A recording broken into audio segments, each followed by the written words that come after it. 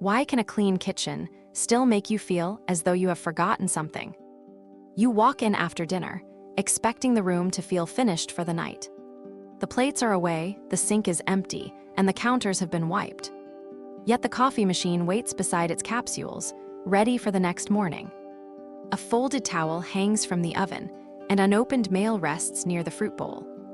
One pan is drying beside the stove, because putting it away requires another small step. Nothing is truly messy, but the room keeps presenting the next thing you could do. Before you touch anything, your attention has already begun moving from task to task. This is not only clutter. It is a kitchen that has not visually ended its shift. What keeps a room working after the work itself is already done. Sometimes it is a cutting board left upright because breakfast will begin there tomorrow. Sometimes it is a row of appliances that makes every counter look permanently operational. A dish rack may be nearly empty, yet its presence still suggests washing and waiting. A grocery bag beside the pantry quietly announces that sorting has not been completed. The refrigerator door carries reminders, receipts, menus, magnets, and decisions for later. Each object is ordinary, useful, and easy to justify when you look at it alone. Together, they create a sequence of unfinished instructions that your eyes keep reading. Pour this. Wash that. Refill this. Remember that. Decide where this should go. The room does not need to be chaotic to keep your mind in an active position. It only needs enough visible cues to suggest that the routine could restart at any moment. You may sit at the nearby table, but the counter remains inside your field of view. Can you fully pause while every useful object is still announcing its purpose? The kettle suggests boiling, the toaster suggests breakfast, and the knife block suggests preparation.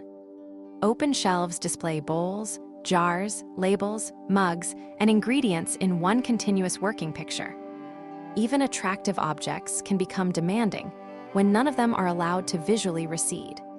Their colors, handles, cords, lids, and printed packaging keep producing small points of attention. Your eyes move across them quickly, but the movement itself prevents the room from settling. A kitchen is naturally active because it supports more repeated actions than almost any room. You enter to cook, wash, store, pour, cut, clean, plan, unpack, and begin again. The problem appears when every phase of that cycle remains visible at the same time.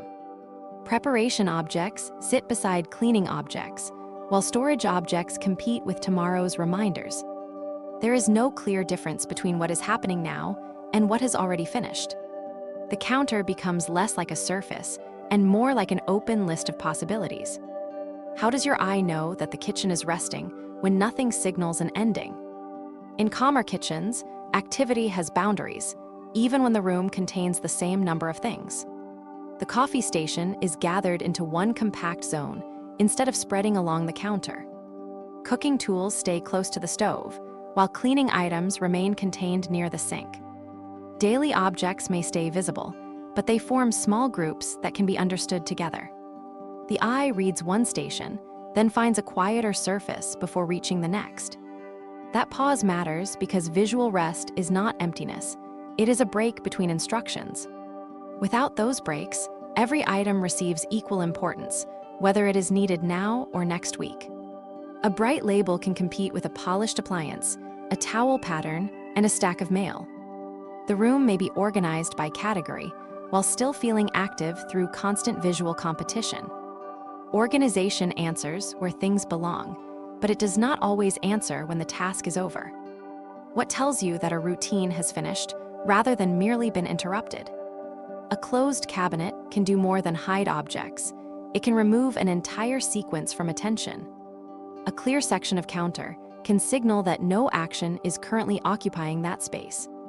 A tray can turn scattered bottles into one readable group instead of 5 separate decisions. A drawer can let utensils disappear when their role in the room has temporarily ended. These changes do not erase function.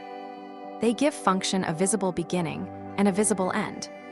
The same principle applies to lighting, because light can keep a kitchen psychologically on duty. Bright ceiling fixtures flatten every surface and expose every object with the same intensity. Under that light, the sink, pantry door, appliances, and counters all remain equally available. The room feels prepared for inspection, cleaning, cooking, and movement, even late at night. When the main task ends, softer local light can reduce the number of surfaces demanding attention. A small pendant above the table may support conversation while allowing the counters to recede. Warm under-cabinet light can guide one final action without activating the entire room. Which parts of your kitchen remain visually illuminated long after you stop using them? Sound can strengthen the same message, even when you barely notice it consciously. The refrigerator hum, an open dishwasher, or a dripping tap keeps the room slightly unresolved. A cabinet left ajar creates a visible pause, as though someone will return in a moment.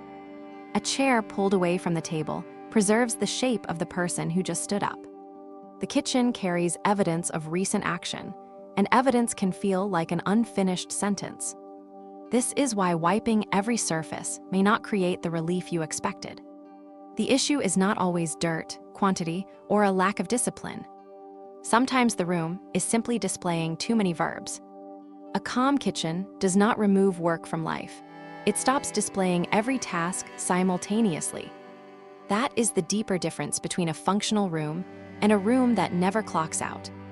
One supports action when you choose it. The other keeps action present after you leave.